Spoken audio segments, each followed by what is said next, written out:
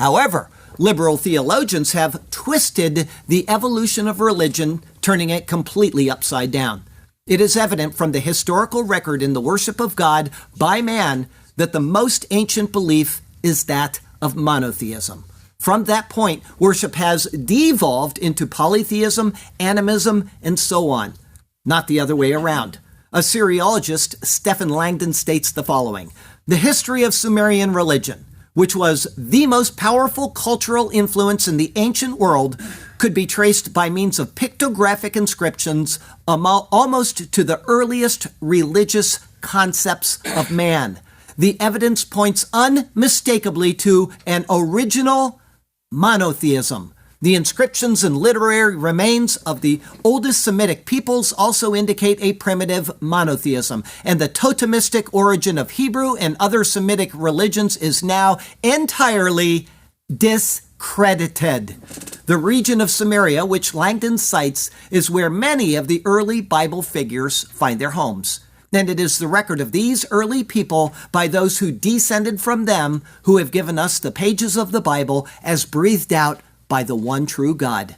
From the first page of the Bible to its last, the idea that there is one and only one true God is proclaimed. And this goes in both directions, meaning from the top down and from the bottom up.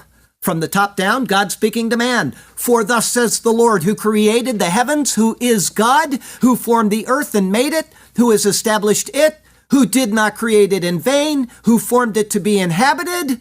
I am the Lord, and there is no other." In the book of Isaiah alone, this claim is explicitly made almost a dozen times. And from the bottom up, man speaking to God. "You are great and do wondrous things. You alone are God." Yes, the Bible proclaims that there is one God, but reason and intellect tell us this as well. We can know that this is true simply by thinking things through in a rational manner. Of the 12 first principles, points 8, 9, and 10 reveal this. First, point 8 states that a necessary being cannot cause a necessary being. This is known as the negative principle of modality. It is undeniable. Only one necessary being can exist.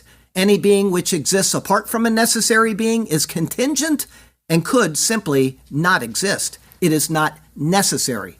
This is self-evident. Now, I want you to think about this here. Necessary being cannot cause a necessary being.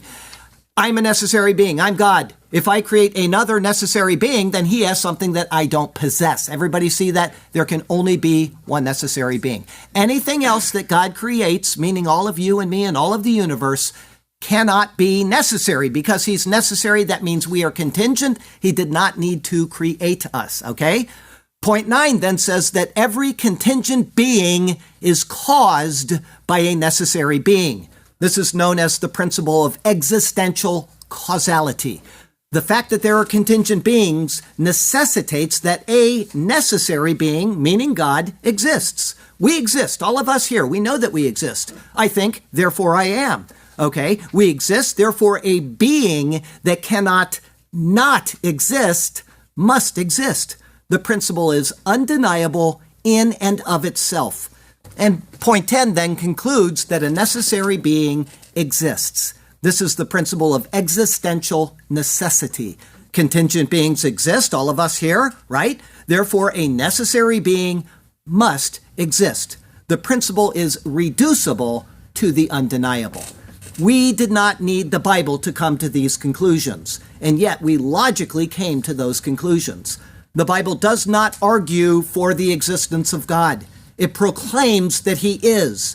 It is our responsibility then to contemplate this God and to logically and rationally consider if what it presents is true or not.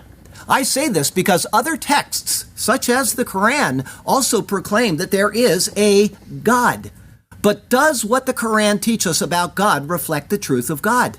If so, then we should all become Muslims. If not, then Muslims are following a false God.